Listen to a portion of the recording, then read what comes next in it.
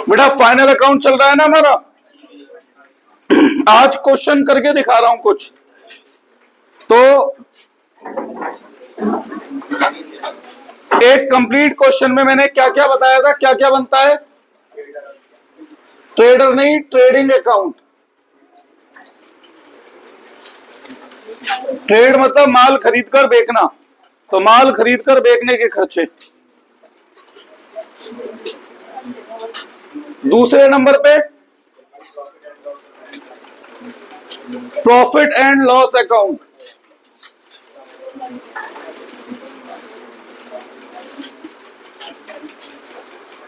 तीसरे नंबर पे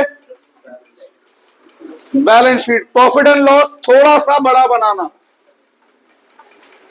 इसमें ज्यादा चीजें कवर होती हैं।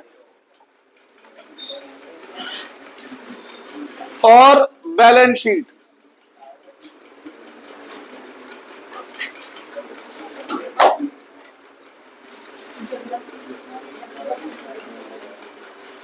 अब बातें बंद कर लो, अब यहां ध्यान दो मेरी बात सुनने में। ये लायबिलिटी साइड क्रेडिट होती है और एसेट साइड डेबिट।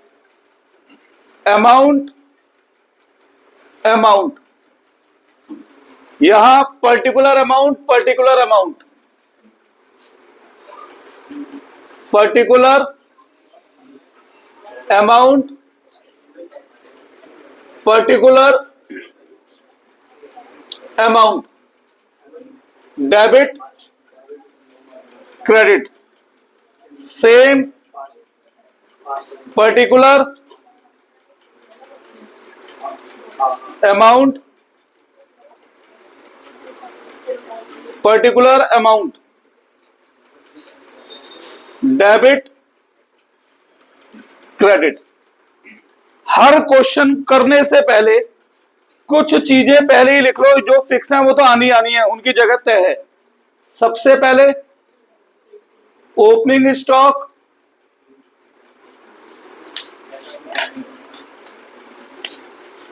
यहां purchase minus purchase return,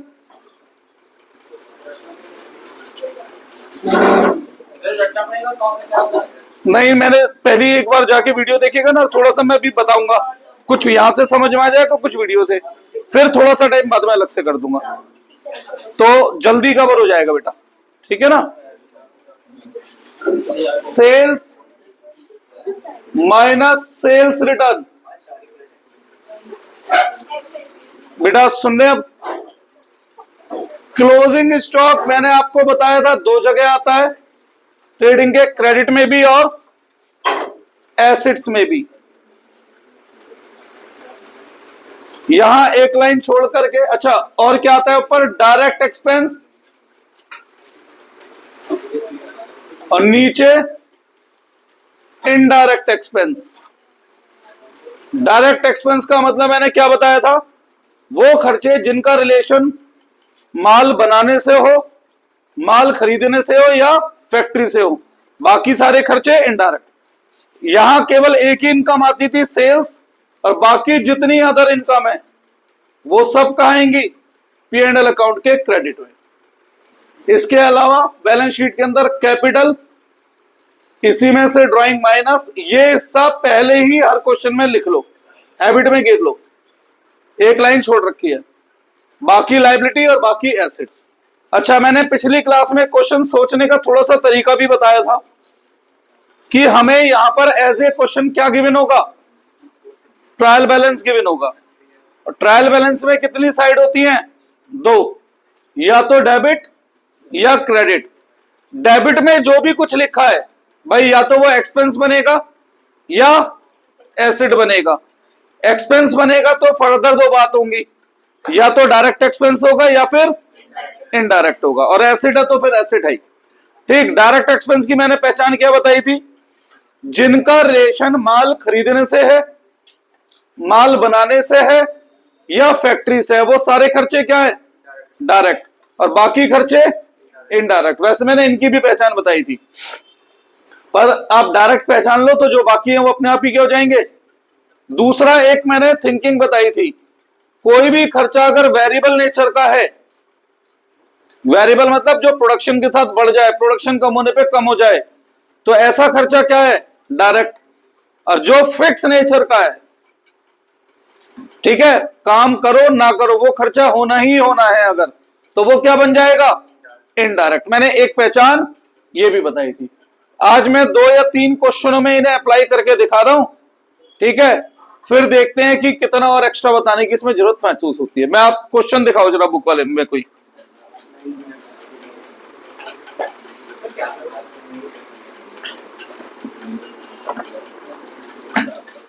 video में बता रहा था वो आता है सब एक बार देखियो तो सही।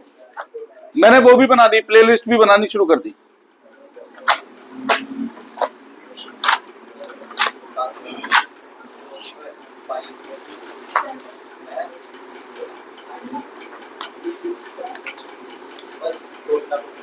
भैया क्या दिक्कत है,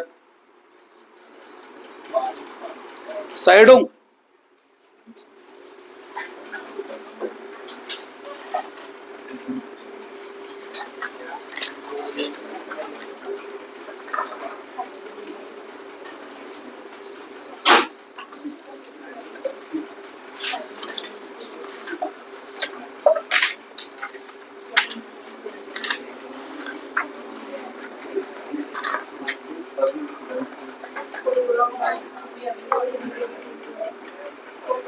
क्वेश्चन नंबर 26 की फोटो भेजो। नहीं अभी 26 नहीं, ये बाद का है, सॉरी। क्वेश्चन नंबर 24 और 25 की फोटो भेजो ग्रुप में। क्वेश्चन नंबर 24 और क्वेश्चन नंबर 25।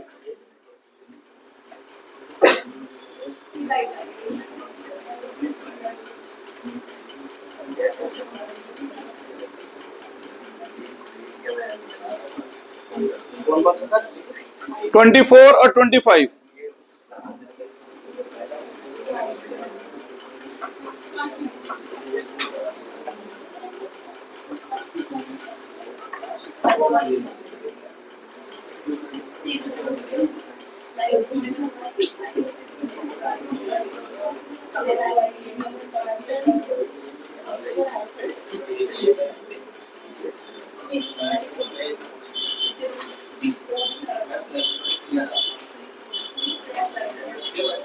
अब शुरू करें। हाँ भाई चलो सुनो, बिल्कुल आवाज सब बंद करो, केवल एक जना कोई क्वेश्चन पढ़ना शुरू करो, केवल कोई एक जना। कौन पढ़ रहा है क्वेश्चन, बोलो। तू पढ़ ले अकुल।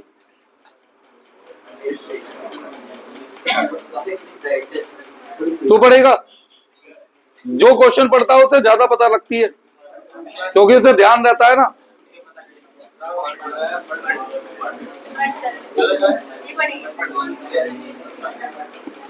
भाई बताओ कौन पढ़ रहा है यार, पढ़ रहा है पढ़। अब ध्यान देना सभी लोग, डेबिट क्रेडिट ये भी बोलना है वो किस साइड है, ठीक है। सबसे पहले From the following balances of Anand, prepared trading account, profit and loss account, and balance sheet as at 31st March. ठीक है। अच्छा एक बात बता दूं, कुछ स्कूल में ये भी बड़ा ड्रामा है भैया कि ये एक होते हैं, कुछ एक नहीं होते, बस इन दोनों लाइनों को जोड़ दो और इसे यहां से हटा दो, बनेंगे तब भी दोनों अलग अलग ही। ध्यान रखना, अलग बनाओ मेरे से तो, ठीक है जी। Credit balances, capital, पहले क्रेडिट बैलेंस बोल रहे हो, चलो तुम्हारी इच्छा है। capital, क्रेडिट में दे रखी है कैपिटल, कैपिटल क्रेडिट वाली चीज क्रेडिट में आएगी। क्या कैपिटल की यहां जगह दिख रही है, क्या कैपिटल इनकम होती है, क्या कैपिटल लायबिलिटी होती है, तो लायबिलिटी में। बस ऐसे सोचना है बेटा, ठीक है। बताओ कितनी है कैपिटल, 4,60,000। आगे बढ़ो। क्रेडिटर्स कहां गिवन है, क्रेडिट में, या तो इनकम या लायबिलिटी। क्या होते हैं क्रेडिटर, तो लायबिलिटी में लिखो। कितना, 1,12,470। आगे sales, सेल्स क्रेडिट में गिवन है, हालांकि इसकी तो जगह ही फिक्स है, और वैसे भी सेल्स क्या है, इकलौती डायरेक्ट इनकम है। ठीक है, कितनी? 7,81,820। आगे बढ़ो। बैड डेब्ट रिकवर क्रेडिट में गिवन है, या तो इनकम या लाइबिलिटी। बेटा मैंने आपको शुरू से एक बात समझाई थी, डेबिट में दो चीजें आती हैं, या तो एसेट या एक्सपेंस, और क्रेडिट में दो चीजें आती हैं, या तो लाइबिलिटी या इनकम। बस इसी हिसाब से पोस्ट कर दो, और एक्सपेंस है तो फर्दर दो बातें होंगी। बेटा क्रेडिट वाली चीज क्रेडिट में जा रही है, डेबिट वाली चीज डेबिट। हाँ, इसमें मतलब दोनों बातें कर रहा हूं। जिन्हें शुरू से अंडरस्टैंडिंग है उनके लिए इजी है, जिन्हें नहीं है वो ऐसे सोच लें। हाँ बिल्कुल, मैं तो क्या कह रहा हूं, दोनों तरीके व्यू दे रहा हूं ना सोचने के। अब एक्सपेंस अगर है तो वो या तो डायरेक्ट होगा, या बस इस तरीके से पोस्ट कर रहा हूं। अब भैया क्रेडिट में गिवन है बैड डेब्ट रिकवर, तो आप बताओ लायबिलिटी या इनकम? बैड डेब्ट रिकवर, मरा हुआ पैसा मिल रहा है, क्या वो लायबिलिटी है? नहीं, क्या है वो? इनकम। यहां तो कोई आती नहीं सेल के अलावा, सारी इनकम किस में आती है? पी एंड एल में। बैड डेब्ट रिकवर 1750। आगे बढ़ो। एक इनकम आती है केवल उसमें डायरेक्ट सेल्स, और सेल के अलावा अदर इनकम जितनी भी हैं वो सब यहां आएंगी बेटा। ठीक है, सेल के अलावा जितनी इनकम है सब कहां रही है? पी एंड एल में। आगे बढ़ो। कहां गिवन है? क्रेडिट में गिवन है, तो लायबिलिटी या इनकम? तो लायबिलिटी में लिख दो। और वैसे तो मैंने कई बार समझाया है, केवल लोन है तो लायबिलिटी, लोन एडवांस है तो एसेट। पर जिन्होंने नहीं पहले ध्यान दिया तो इसके थ्रू भी वो थोड़ा बहुत काफी हद तक चीजें गिर लेंगे। किसमें? ट्रेडिंग और पी एंड एल दोनों में इनकम और एक्सपेंस आता है। हाँ, और इसमें इनडायरेक्ट इनकम इनडायरेक्ट एक्सपेंस। हाँ, इसलिए कह रहा हूं एक दो क्वेश्चन ध्यान दे, काफी हद तक क्लियर हो जाएगा। इनडायरेक्ट। हाँ बेटा क्या बोला तुमने? 1,20,000। आगे बढ़ो। Debit balance. अब जो भी कुछ डेबिट में है, या तो एसेट या एक्सपेंस, और एक्सपेंस भी है तो दो बातें, डायरेक्ट या इनडायरेक्ट। अगर माल बनाने से संबंध है, माल खरीदने से संबंध है, फैक्ट्री से संबंध है तो डायरेक्ट, अदरवाइज इनडायरेक्ट। इस तरीके से सोचते हुए गिरना है। बोलो अब डेबिट में क्या है? डेटर। एसेट या एक्सपेंस? तो एसेट है तो एसेट में लिखो। कितना? 38,850। आगे सैलरी डेबिट में है, एसेट या एक्सपेंस? सैलरी एक्सपेंस होती है। अब सैलरी वेरिएबल होती है फिक्स होती है नेचर में? मतलब सैलरी इस हिसाब से होती है कि महीने में जितनी गुड्स बनेंगी उतनी सैलरी, या मंथली फिक्स होती है बेटा? नहीं तो दूसरा व्यू, अगर डायरेक्ट इनडायरेक्ट वाला ये व्यू नहीं क्लियर है तो दूसरा व्यू, क्या सैलरी का माल बनाने से संबंध है, माल खरीदने से संबंध है? सैलरी फैक्ट्री के वर्कर को देते हैं, ऑफिस के फैक्ट्री का नहीं है ना खर्चा। तो इसमें तीन खर्चे आते हैं, या तो माल बनाने से रिलेटेड, माल खरीदने से रिलेटेड, या फैक्ट्री के। और बाकी खर्चे क्या कहलाते हैं? इनडायरेक्ट। तो सैलरी इनडायरेक्ट एक्सपेंस। यहां ध्यान देना। कितने रुपए? 40,000। आगे बढ़ो। डिस्काउंट डेबिट में गिवन है, तो एसेट या बेटा डेबिट में गिवन। आप देखो तूने पूछा था ना ऐसे क्यों बता रहा हूं, अब डेबिट में है तो इन्हीं जगहों पे लिख सकता है। बिल्कुल ऐसा ही है, इसीलिए मैं डेबिट क्रेडिट भी बता रहा हूं। भाई आपको ये भी तो पता होनी चाहिए, क्वेश्चन साइलेंट तो डिस्काउंट डेबिट नेचर का होता है, यानी खर्चा होता है। जनरली बिजनेस डिस्काउंट देता है लेता है, तो फिर वो खर्चा नहीं हुआ। और क्लियर कहीं फंस जाओ तो ये तरीका ही। हाँ भाई, डिस्काउंट एसेट या एक्सपेंस? एक्सपेंस होता है डिस्काउंट। अच्छा अब एक्सपेंस है तो क्या डिस्काउंट का माल बनाने से मतलब है, माल खरीदने से मतलब है खर्चे वाले डिस्काउंट का? नहीं, उसका संबंध है माल बेचने से, तो वो इनडायरेक्ट में आता है बेटा। दोनों वीडियो जरूर देख लो। आज जो भी बच्चे छुट्टी पे थे, कितना? 10,000। आगे बढ़ो। Fixtures and fittings. Fixture and fitting. Fixture and fitting पता है किसे कहते हैं? इस रूम की मैं बात करूं तो ये एसी भी फिक्सचर फिटिंग का पार्ट है, ये पंखे भी फिक्सचर फिटिंग का पार्ट है, ये बोर्ड भी, ट्यूबलाइट, ये सब फिक्सचर एंड फिटिंग है। तो बताओ एसिड या एक्सपेंस? एसिड। ये खर्चे हैं मेरे, तो जो खर्चा हुआ उसका उसी समय फायदा मिलेगा, बस अगले साल नहीं। हर साल नए पंखे इंस्टॉल होंगे, हर साल नया बोर्ड, नया एसी लगेगा, फिर बेटा कितने समय तक बेनिफिट मिलेगा इसका? फिर बेटा, तो फिक्सचर एंड फिटिंग हुआ एसिड, कितना? 1,61,500. आगे बढ़ो। सब डेबिट वाले हैं तो इन्हीं दायरे में हमें रहना है। डेबिट है तो इन दायरे में हमें रहना है। Debit balance. डेबिट ही कंटिन्यू है, मुझे पता है। बोलो। पोस्टेज मतलब वो जो डाक टिकट, मतलब हम जब डॉक्यूमेंट कहीं भेजते हैं, जैसे आप वो करा देते हो, क्या कहते हो उसे यार, पार्सल वगैरह करा देते हो, कोरियर वगैरह करा देते हो, ये सब पोस्टेज का पार्ट है। तो खर्चा या एसेट? हाँ जी, खर्चा है ये। अब क्या इसका माल बनाने से मतलब है? तो इनडायरेक्ट एक्सपेंस में। तो इसका बेनिफिट ही मिलेगा, ऐसे सोचने में नुकसान नहीं होगा, उल्टा इसका फायदा ही मिलेगा। पोस्टेज कितना? 2,730. और ध्यान करना, शुरुआत में जो बच्चे शुरू से हैं, मैंने शुरुआत में डायरेक्ट इनडायरेक्ट एक्सपेंस भी क्लियर किए थे। क्यों करे थे वो अब काम आ रहे हैं। आगे बढ़ो। बैड डेब्ट्स कहां गिवन है? डेबिट में। बैड डेब्ट मतलब पैसे मर गए, एसेट या एक्सपेंस? और एक्सपेंस में भी ये लॉस है, और जितने लॉसेज है वो सब किस में आते हैं? इनडायरेक्ट में। कहां लिखवाए थे लॉसेज मैंने? इनडायरेक्ट में। टू बैड डेब्ट कितना बेटा? 2,870। आगे बढ़ो। Interest. इंटरेस्ट डेबिट में गिवन है, एसिड या एक्सपेंस? एक्सपेंस। क्या इंटरेस्ट का माल बनाने से मतलब है? नहीं। माल खरीदने से मतलब है? नहीं। क्या फैक्ट्री के डे टू डे एक्टिविटी से इंटरेस्ट का मतलब है? नहीं।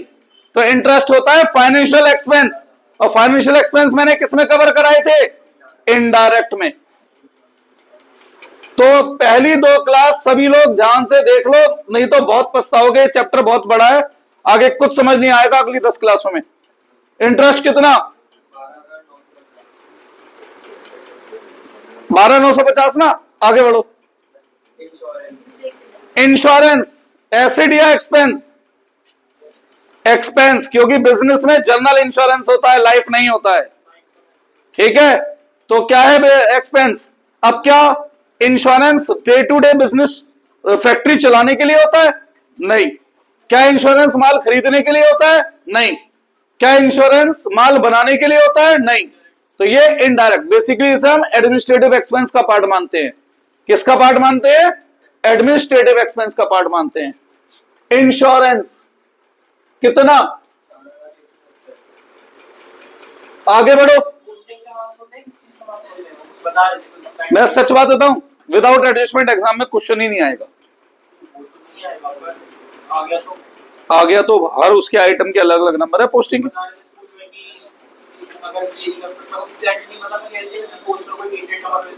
हाँ तो है ही बेटा, इसके बाद आंसर भी तो निकलते हैं। 3 नंबर तो उन आंसरों के हो गए। हर एक पॉइंट का नंबर है, पर वो बहुत थोड़ा थोड़ा सा है। ठीक है, अगर सारी चीजें पोस्ट करके छोड़ देगा तो अगर ये 6 का आएगा तो करीबन 3 साढ़े 3 नंबर देंगे, 4 का आएगा तो 2 नंबर लास्ट। आगे बढ़ो। मशीन एसिड या एक्सपेंस? तो एसिड है तो कोई झंझट ही नहीं है, एक ही जगह पर। कितना? आगे बढ़ो। ओपनिंग स्टॉक की जगह ही फिक्स है, कितनी? 98,480.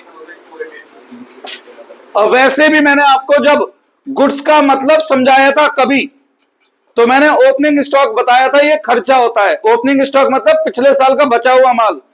तो पिछले साल का बचा हुआ माल हम इसी साल यूज कर लेंगे, अगले साल करेंगे, तो इसलिए वो एक्सपेंस है। ठीक है, इसलिए क्या है, वो एक्सपेंस है। आगे बढ़ो।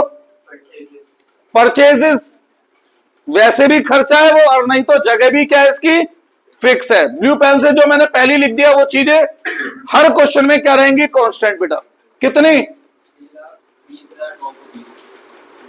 आगे बढ़ो।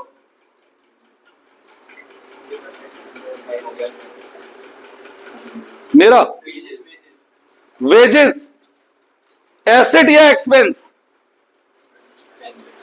वेजेस का ऑफिस में देते हैं या फैक्ट्री के वर्कर में, तो डायरेक्ट हुआ, वो फैक्ट्री का है। वेजेस कितना, 43,000। आगे बढ़ो। बिल्डिंग एसिड या एक्सपेंस, तो एसिड है तो बस बात ही खत्म। कितना, 3,37,800। आगे बढ़ो। सेलिंग एक्सपेंस, नाम से ही पता लग रहा है माल बेचने के खर्चे। माल बेचने के खर्चे किस में आते हैं, इनडायरेक्ट में आते हैं। कितना, 1700। आगे बढ़ो। माल खरीदने का खर्चा डायरेक्ट, माल बेचने का इनडायरेक्ट। जी, ऐसा इसलिए कि सेलिंग एक्सपेंस को जर्नली हम ट्रेडिंग में, जर्नली हम जब तक माल बना वहां तक के खर्चे कवर करते हैं, जहां तक माल बना। बनने के बाद के जो भी खर्चे हैं वो इनडायरेक्ट में या पीएनएल में ले जाते हैं। हाँ जी, कैरेज इनवर्ड इसमें आएगा, पर कैरेज आउटवर्ड नीचे आएगा, तो वो सारे खर्चे नीचे इनडायरेक्ट में आएगा। कायदे में माल बेचने का भाड़ा हमें देना चाहिए था दूसरे को, तो हम नहीं देते, ये गलतफहमी है। 100 में से 99 केसेस में जो माल खरीदता है भाड़े का खर्चा वो अपना खुद देता है बेटा। वो तुम्हारे बिजनेस की प्रैक्टिस होगी, 99% बिजनेसेस में माल खरीदने वाला खर्चा देता है, बेचने वाला नहीं देता है। सही है बेटा। अब एक बात सोच, तेरी दुकान से मैं 20,000 का माल खरीदूं और कलकत्ता से ऑर्डर देके कह रहा हूं भाई साहब यहीं भेज दो, तो भाई साहब 40,000 तो ट्रक वाला ले लेगा, 20 का मैंने माल ही खरीदा है। ऐसे कैसे पॉसिबल होगा बच्चे। जर्नली जो कस्टम है हमारी कंट्री का वो यही है बेटा, माल खरीदे। अब हम लोग एसी, टीवी, फ्रिज कुछ भी खरीदते हैं, तो जब शोरूम से हमारे यहाँ आता है सोफा या कुछ भी, रिक्शा वाले को भाड़ा हम देते हैं, वो देके बेचता है, हम ही लोग देते हैं। सही है। अब ऐसे ही इंपोर्ट करते हो जब आप गुड्स, तो खर्चा वो बेचता है जिसने माल आपको यहां गाजियाबाद भेजा है, या आपका होता है सारा खर्चा। तो माल खरीदने का खर्चा जर्नली परचेजर देता है। हाँ बेटा आगे बढ़ो। सब खत्म, अभी क्वेश्चन खत्म नहीं होगा, इस पे ध्यान देना। ये चीज हमेशा ट्रायल बैलेंस के बाहर लिखी होगी, क्लोजिंग स्टॉक। अब ध्यान करो, जब जर्नल एंट्री में पढ़ा रहा था तो मैंने आपसे बोला था क्लोजिंग स्टॉक की जर्नल एंट्री नहीं होती। अब क्योंकि इसकी जर्नल एंट्री नहीं होती तो इसका लेजर ही नहीं बना होगा, क्योंकि इसका लेजर नहीं बना होगा तो ये ट्रायल बैलेंस में गिवन ही नहीं होगा, और क्योंकि ये ट्रायल बैलेंस में गिवन नहीं है तो इसे हम एज ए एडजस्टमेंट मानते हैं। क्या मानते हैं, और हर एडजस्टमेंट के कितने इफेक्ट, 2। वैसे भी क्लोजिंग स्टॉक का मैंने आपको क्या मतलब बताया था, वो माल जो बच गया, जो खर्चा नहीं है, एसेट है। ठीक है, देखो क्लोजिंग स्टॉक ट्रायल बैलेंस के बाहर जरूर गिवन होगा, कहीं गिवन है ना अलग से, 1,43,000। इस पे ध्यान देना, ये हमेशा ट्रायल बैलेंस के बाहर गिवन होगा, और अगर ये ट्रायल बैलेंस में गिवन होगा तो इसके लिए अगली क्लास में एक स्पेसिफिक क्वेश्चन करवाऊंगा, उस केस में हमें क्या करना है बेटा। सही है, यहां तक क्लियर। थोड़ा बहुत कुछ तो इससे सोचना आने ही लगा होगा, है ना। और भैया पहले आज वो 2 क्लास देखो जाके, फिर उसके बाद जो डाउट है उसके लिए मुझसे आधा घंटा ले लेना। ठीक है बेटा। अब क्लोज कैसे करना है, चलो पहले इन्हें बाहर लिखो। परचेज रिटर्न नहीं थी, 6/20/920, 7/81/820। अब अगर इधर बैलेंस बचता है तो उसे क्या नाम देना है, ग्रॉस प्रॉफिट और इधर बैलेंस बचे तो उसे क्या नाम देना है? Gross loss. वीडियो में मैंने यह भी बताया है कि 2 बार अलग अलग प्रॉफिट क्यों निकालते हैं, ये भी मैंने उसमें बताया है। मैं इसलिए कह रहा हूं एक बार देख लो, फिर आधा घंटा उन बच्चों को दे दूंगा जिन्होंने क्लास छोड़ रखी थी। वो एक बार आप वो 2 वीडियो देख लो बेटा। फिर अब बताओ किस साइड डिफरेंस बच रहा है दोनों में, करके देखो कॉपी में।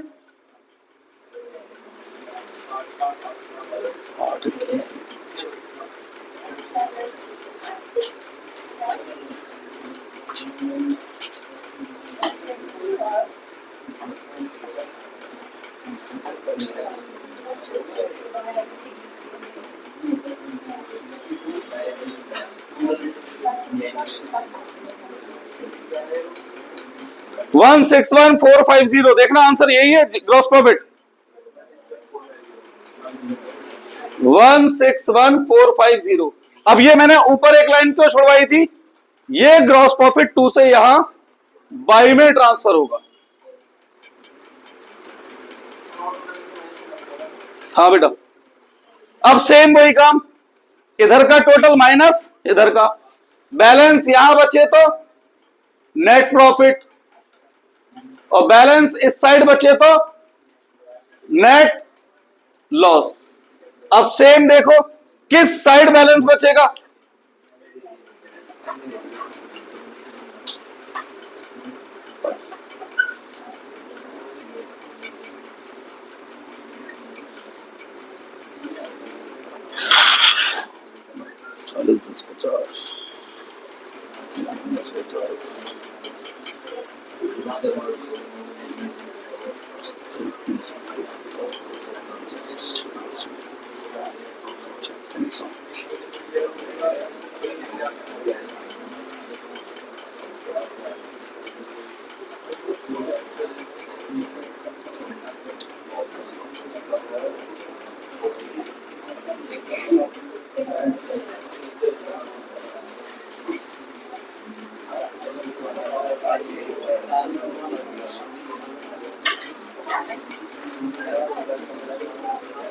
देखना क्या आ रहा है यार, मेरे तो माइनस ही गलत हो रहा है उसमें तो आज।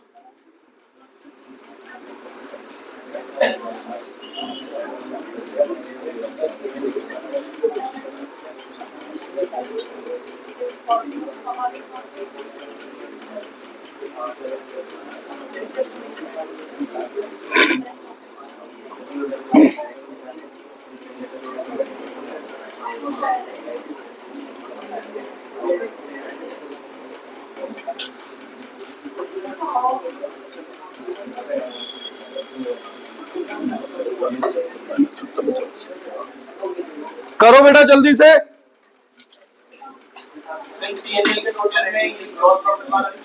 हाँ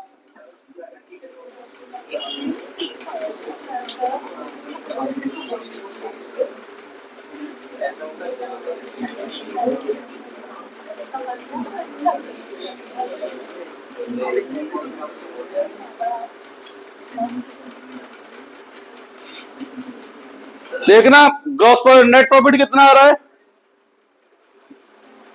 नेट लॉस आ रहा है। लॉस आ रहा है?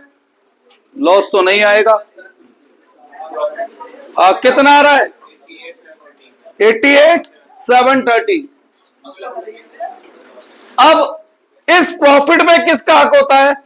बिजनेस के प्रॉफिट में। अब मालिक के पैसे को क्या कहते हैं? कैपिटल। तो वो यहां जाके जुड़ जाएगा।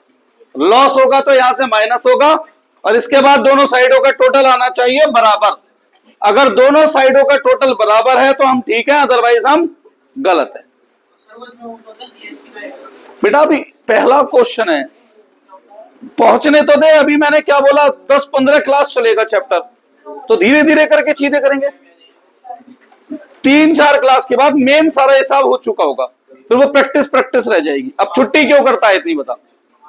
अब बता फिर मैं कैसे करूं उसमें, तू खुद बता मुझे। फिर नुकसान किसका हुआ?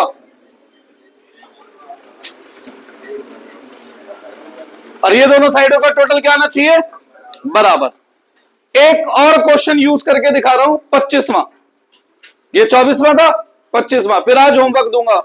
अगली क्लास में मैं आपको इसमें जीएसटी का यूज दिखाऊंगा और क्या दिखाऊंगा कि अगर क्लोजिंग स्टॉक ट्रायल बैलेंस में हो तो क्या चेंज आते हैं, क्लोजिंग स्टॉक ट्रायल बैलेंस में हो तो क्या चेंज। उसके बाद फिर शुरू करेंगे एडजस्टमेंट्स, क्योंकि मेन तो एडजस्टमेंट के साथ वाला क्वेश्चन आएगा, पर इसके बिना एडजस्टमेंट डायरेक्ट कर ही नहीं पाएंगे। इसकी नहीं, एडजस्टमेंट की प्रैक्टिस की नीड है मेन। अगर वो क्वेश्चन आ गया तो विदाउट एडजस्टमेंट भी कर दोगे, वो नहीं आया, विदाउट एडजस्टमेंट आया तो आधे नंबर ही मिलेंगे। हमेशा याद रखना, कभी पूरे नहीं मिलेंगे, आधे से भी कम। कर दो रब, लिखो फटाफट। एक और क्वेश्चन अप्लाई करते हैं।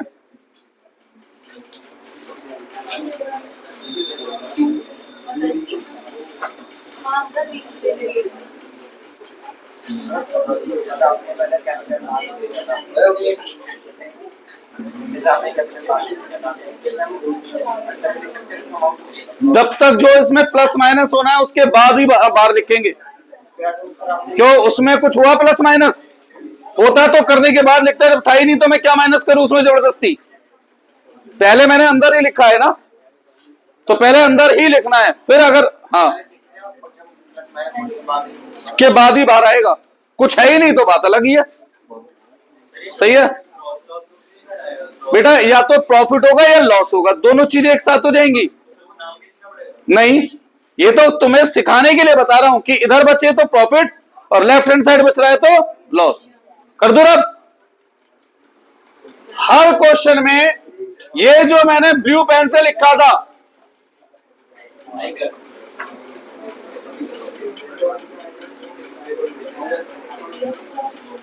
ये क्या रहेगा बेटा, फिक्स रहेगा। हर क्वेश्चन में इतना तो आपको लिखना ही लिखना है क्वेश्चन शुरू करने से पहले।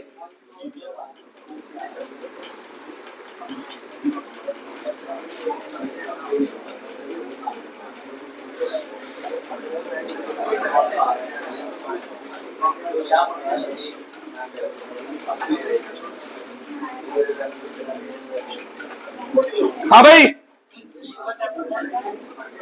बेटा चैप्टरों के नंबर से मुझे आज तक याद नहीं है, तुम नाम बता दो मुझे। सिंगल एंट्री या अकाउंट फॉर इनकम्प्लीट रिकॉर्ड,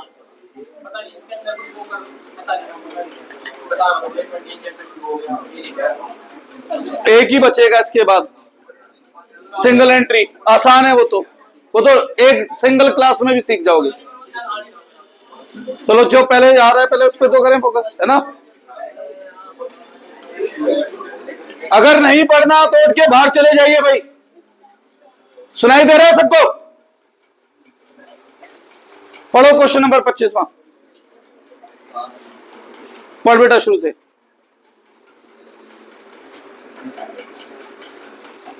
फिर लिख दे रहा हूं, जो भी कुछ डेबिट में है या तो एसेट या एक्सपेंस, और अगर वो एक्सपेंस है तो या तो डायरेक्ट या इनडायरेक्ट। जो भी कुछ क्रेडिट में है या तो लायबिलिटी या इनकम, बस यही हमारा पोस्टिंग का तरीका है। पढ़ो बेटा शुरू से। Trading and P&L account and balance sheet ये छोड़ो, आगे बढ़ो। डेबिट में दे रखी है मशीन, एसिड या एक्सपेंस, लिख दो एसिड में 12 लाख, 4 लाख,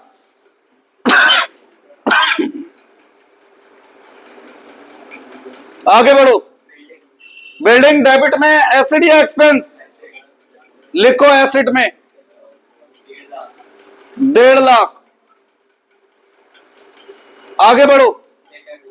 डेटर डेबिट में है एसिड या एक्सपेंस, तो लिख दो एसिड में 2,70,000, आगे बढ़ो। ड्राइंग की जगह ही फिक्स है, कैपिटल से माइनस करके दिखा रहे हैं। 12th में मैं आपको ड्राइंग यहां भी लिखवा दूंगा, मुझे कोई दिक्कत नहीं है, पर अभी स्कूल में शायद आपके स्कूल में नंबर काट लें, तो ड्राइंग की जगह फिक्स रखो, कैपिटल से माइनस कितना। और वैसे भी मैंने आपको शुरू से एक बात दिमाग में बैठाई थी ड्राइंग को हम नेगेटिव कैपिटल भी कह देते हैं, है ना। आगे परचेज डेबिट में है, एसेट या एक्सपेंस। और परचेज के खर्चे तो होते ही डायरेक्ट हैं, और वैसे भी परचेज की जगह क्या है, फिक्स है। कितना, 9 लाख। आगे बढ़ो,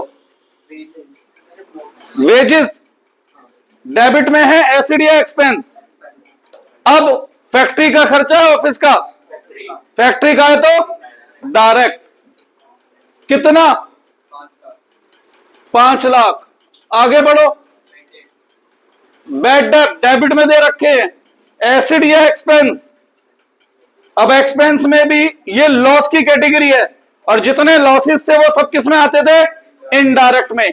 लॉसेस सारे किस में आते थे, इनडायरेक्ट में। कितना, आगे बढ़ो, बैंक डेबिट में गिवन है, एसेट या एक्सपेंस, एसेट में आता है बैंक। कितना, एक जना अमाउंट बोलो। आगे बढ़ो, ओपनिंग स्टॉक जगह फिक्स है। कितना, आगे बढ़ो, रेंट डेबिट में है, क्रेडिट में। डेबिट में है तो एसेट या एक्सपेंस। अब खुद बताओ, रेंट का जो करेक्टर है, नेचर है, वो फिक्स खर्चा है या वेरिएबल है, इसीलिए वो इनडायरेक्ट है। ठीक है बेटा, फिक्स है तो क्या है वो, इनडायरेक्ट। चाहे आप एक दिन खोलो फैक्ट्री या ऑफिस, कह रहा हूं बिजनेस की शॉप जो है, या 50 दिन, पूरे महीने में 30 दिन खोलो, रेंट पूरा जाएगा। माल बिके ना बिके उससे मतलब नहीं है, माल बने ना बने उससे मतलब नहीं है। रेंट इनडायरेक्ट में। कितना, 45,000। आगे बढ़ो, अब सन्ड्री एक्सपेंस लिखा है तो हमें क्या बताए कहां के खर्चे हैं, तो इन्हें छोटे मोटे मिसलिनियस खर्चे मानेंगे और इनडायरेक्ट में दिखाएंगे। आगे बढ़ो, कैरेज कहां गिवन है, एसिड या एक्सपेंस। अब क्वेश्चन साइलेंट है कि ये कैरेज इनवार्ड है या आउटवार्ड। तो मैंने आपको थोड़ी देर पहले ही बताया था, हमारे देश में क्या कल्चर है, भाड़ा कौन देता है, माल खरीदने वाला बेचने वाला। तो ये खरीदने का भाड़ा है या बेचने का, और खरीदने के सारे खर्चे क्या होते हैं, डायरेक्ट एक्सपेंस। खरीदने से रिलेटेड सारे खर्चे क्या होते हैं, डायरेक्ट एक्सपेंस। कैरेज 15,000। आगे बढ़ो, इनवर्ड ही मानेंगे, क्वेश्चन साइलेंट है तो बेटा। आगे क्रेडिट में की चीज आ गई, बोलो, जगह ही फिक्स है। आगे बढ़ो, इशिका वहां से खड़े हो बेटा, खड़े हो जाओ बिल्कुल, मैं तुम्हें दूसरी जगह दे रहा हूं, कल से यहीं बैठोगे, चेयर लेकर आओ, उठा के लाना, वहां से खड़े हो, क्या आ गया हो बेटा, बिल्कुल बेटा बिल्कुल, बहुत हो गया, बहुत दिन से हो गया।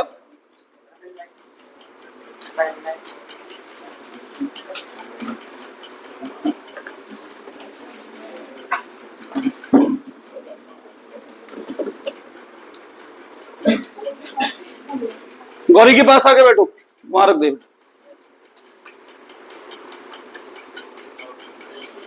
यहां जाओ गौरी के पास।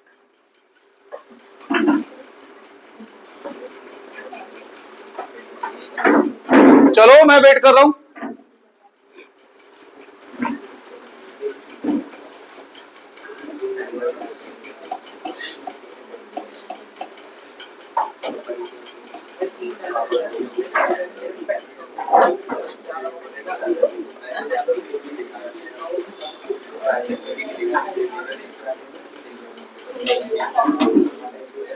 हाँ जी, क्या था, कैपिटल का क्रेडिटर, लायबिलिटी या इनकम, लायबिलिटी।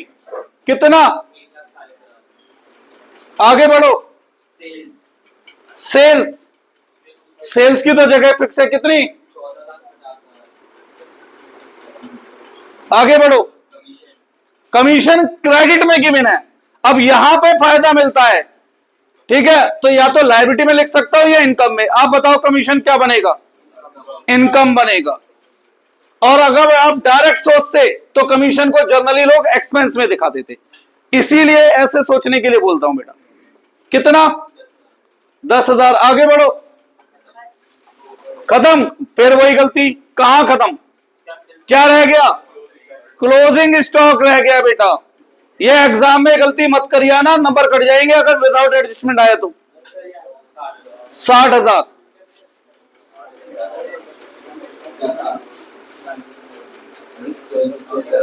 गिवन होता है बेटा, ये गिवन। अब बाकी तो हम निकालेंगे।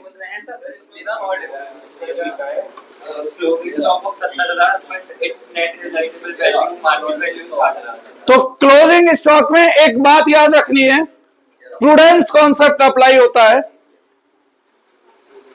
क्लोजिंग स्टॉक की अगर हमें दो वैल्यू दे रखी है तो हमेशा lower value will be consider value of closing stock. ठीक है, अब सुनो, मैं एक दुकानदार हूं, स्टेशनरी का काम है। ये पेन 10 रुपए का खरीदता हूं, 15 का बेचता हूं, तो इसकी कॉस्ट प्राइस क्या है मेरे लिए, और सेल प्राइस। साल के आखिरी दिन 100 पेन बच रहे हैं, तो स्टॉक कितने रुपए का मानूं, 10 रुपए के हिसाब से या 15 के हिसाब से, 10 के हिसाब से। क्यों 15 के हिसाब से, क्यों नहीं, क्योंकि प्रॉफिट जब होगा तब माना जाता है। प्रूडेंस कॉन्सेप्ट क्या कहता है, आज की घटना की वजह से फ्यूचर में कोई अगर लॉस होना है तो उसे आज ही लॉस मानो, लेकिन अगर कोई प्रॉफिट होना है तो उसे तब मानो जब प्रॉफिट हो जाए।